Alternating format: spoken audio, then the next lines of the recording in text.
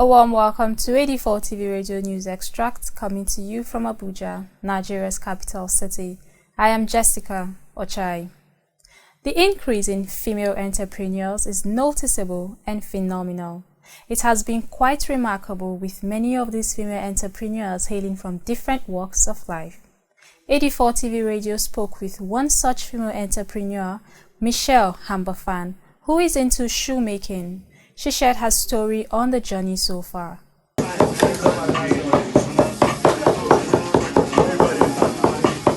Female entrepreneurs are women who organize and manage an enterprise. The first ever female entrepreneur in the world was Kalpana Saroj, an Indian who bought the distressed assets of a chips company and successfully steered it back to profits. Between Saroj and now, several have driven business ideas to record success levels. Michelle Ambafan, a Nigerian female entrepreneur, is proving herself in shoemaking. Michelle shared a story with AD4 TV Radio. 24.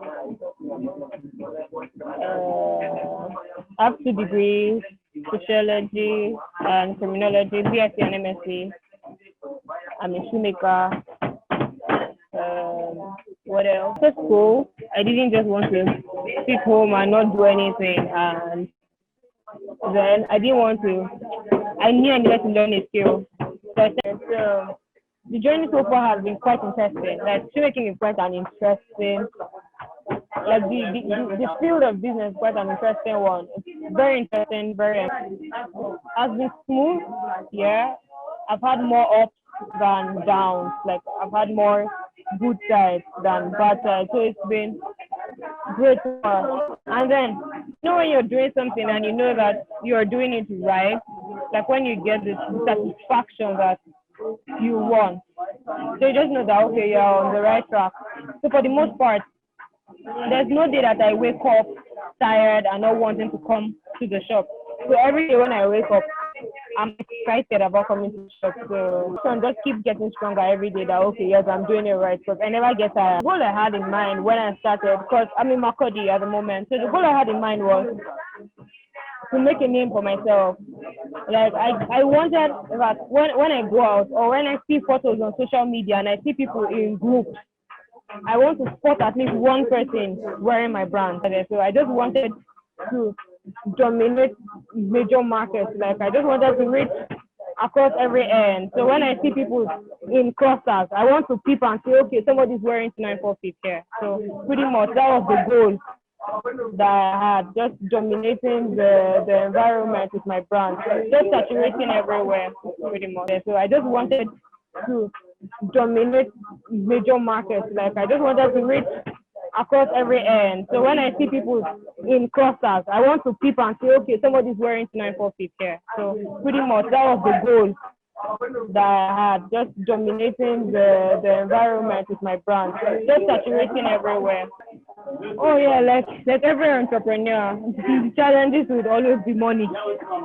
Most of the time it's just money and getting the right market, like getting the right market to sell your product. But for me, thankfully, I have not encountered any major challenge.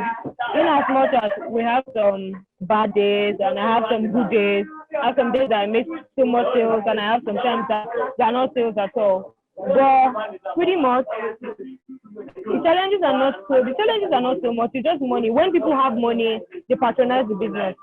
When there's no money in circulation, people do not patronize the business. So it's just at two extremes. But for a skill like shoemaking, people would always wear shoes, whether they have money or not. So it's a win-win for me, because even when there's money, I think I have a few stipends. Like, I just have a few cash rolling in. So for this line of business, the challenges are really minimal. There are challenges, but they are very minimal. So it's just patience, and it's like in seasons. So some seasons you're in business, some seasons you're out of business.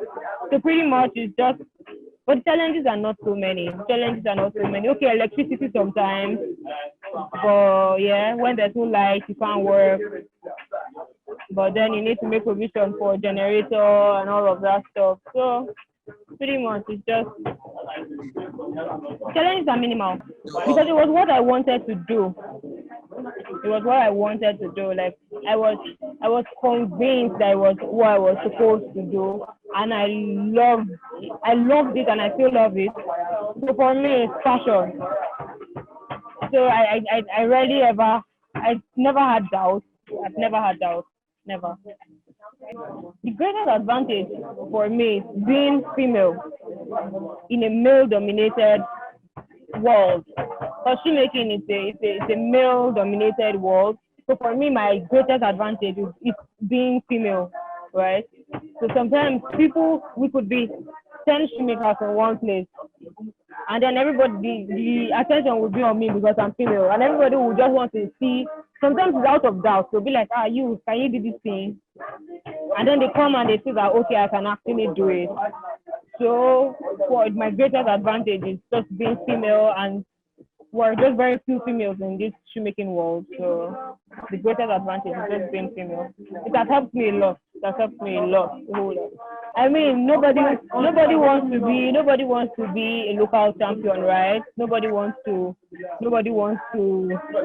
just be local at that local level.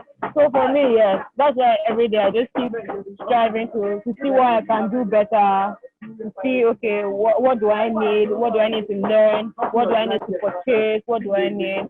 That will just keep me improving. I know it takes time, but yes, I'm definitely heading somewhere. I'm not expecting to stay in this small room for the rest of my life.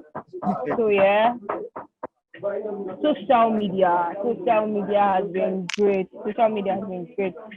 So basically, pretty much it's just Facebook, Twitter, Instagram, WhatsApp, Facebook, but basically WhatsApp, Facebook, Instagram.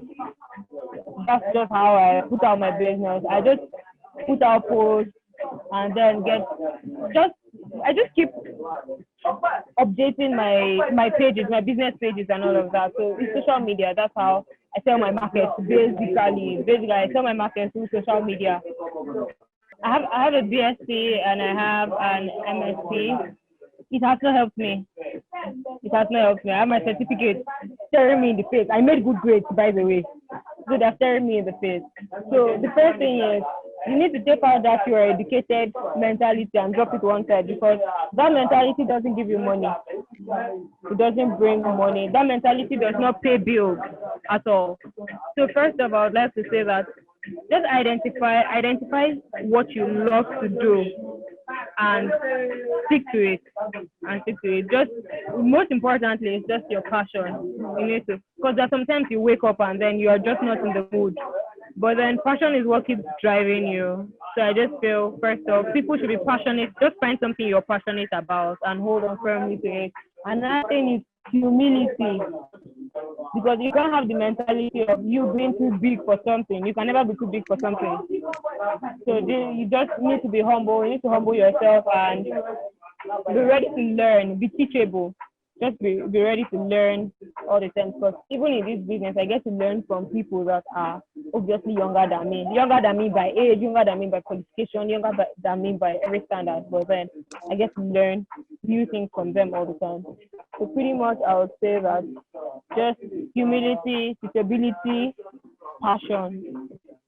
Just hold on to your virtues. What to hold on to, what you believe in, just hold on to it tightly. And then if you have the skills too.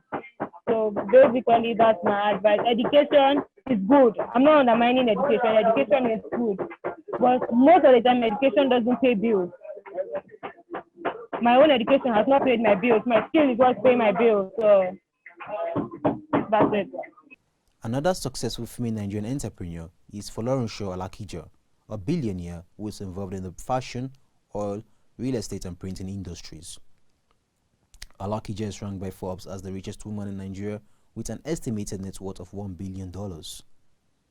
These enterprising female entrepreneurs boldly entrench themselves as active players in different sectors and are credited to adding value to economies beyond borders.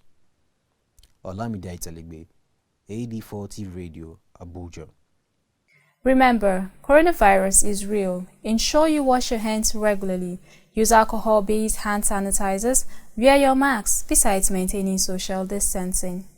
And that's it for 84 TV Radio News Extract coming to you from Abuja, Nigeria's capital.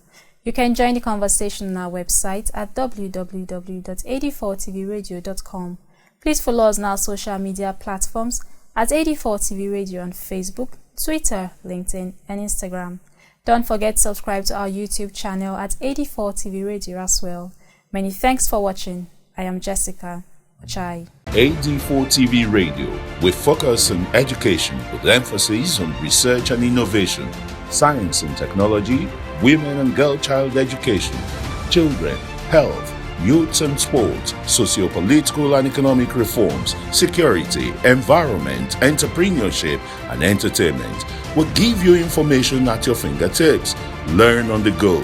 Follow AD4 TV Radio on Facebook, Twitter, LinkedIn, Instagram, and YouTube. AD4 TV Radio, reliable and credible. We love you, AD4 TV